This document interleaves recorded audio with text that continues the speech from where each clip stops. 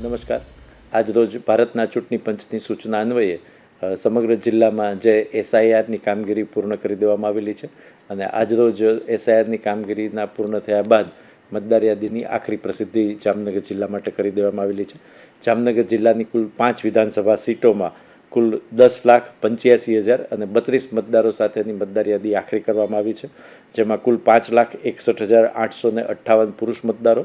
અને 5,23,161 સ્ત્રી મતદારોનો સમાવેશ થયેલ છે. અગાઉ આપણે એસઆઈઆરની કામગીરી શરૂ કરી ત્યારે કુલ સમગ્ર જિલ્લામાં 1241 ભાગો હતા, જે હવે હાલના તબક્કે વધી અને 1388 ભાગો થાય છે. વિશેષમાં જણાવવાનું કે હાલ પ્રસિદ્ધ થયેલી મતદાર યાદીના આખરીકરણ બાદ કોઈ મતદારને પોતાનું નામ મતદાર યાદીમાં નોંધાવવાની જરૂરિયાત ઊભી થાય અથવા મતદાર યાદીમાં પોતાનું નામ નોંધાવવું હોય તો ફોર્મ નંબર 6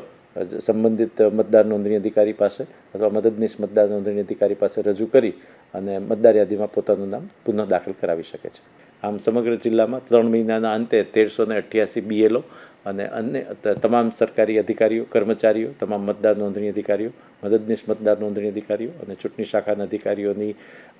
જહેમતથી અને મહેનતથી મતદાર યાદીની કામગીરી પૂર્ણ કરી અને આજરોજ આખરી પ્રસિદ્ધિ કરી દેવામાં